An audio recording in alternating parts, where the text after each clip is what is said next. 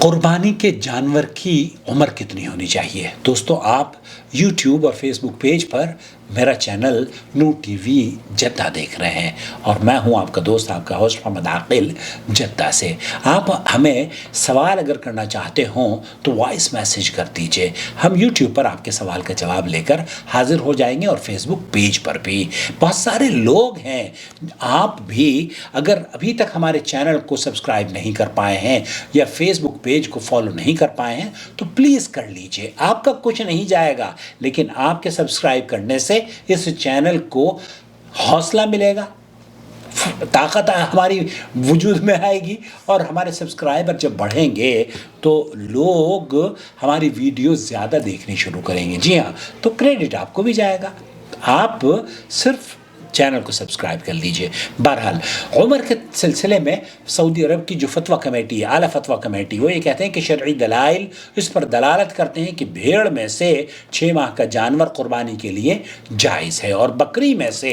1 برس، اور گائے میں سے 2 سال، اور اونٹ میں سے 5 برس کا قربانی کرنے کا جائز ہے۔ اس سے چھوٹا جانور نہ تو حج کی قربانی میں لگے گا اور نہ ہی عام قربانی میں، کیونکہ کتاب و سنت کے دلائل ایک دوسرے کی تفسیر کرتے ہیں۔ یہ ہے سعودی عرب کی فتویٰ کمیٹی کا،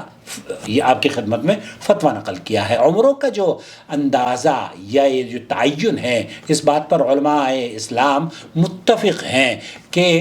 عمروں اگر 2 سال یا 1 سال کے جانور سے بڑا کوئی جانور ہے تو کوئی حرج کی بات نہیں ہے، صرف چھوٹے جانوروں کو ذبح نہیں کرنا چاہیے۔ ایک بار پھر میں بتا دوں، 6 ماہ کا جانور قربانی کے لیے بھیڑ اگر 6 ماہ کی ہے تو کی جا سکتی ہے، بکری یا بکرا 1 برس کا، اور 2 سال کے گائے اور اونٹ میں قربانی کرنا، یہ عمر کا تعین کیا گیا ہے۔ مجھے امید ہے کہ اس ویڈیو کو دیکھنے کے بعد آپ دوسروں کے ساتھ ضرور شیئر کریں گے۔ الحج أشهر معلومات فمن فرض فيهن الحج فلا رفث ولا فسوق ولا جدال في الحج وما تفعلوا من خير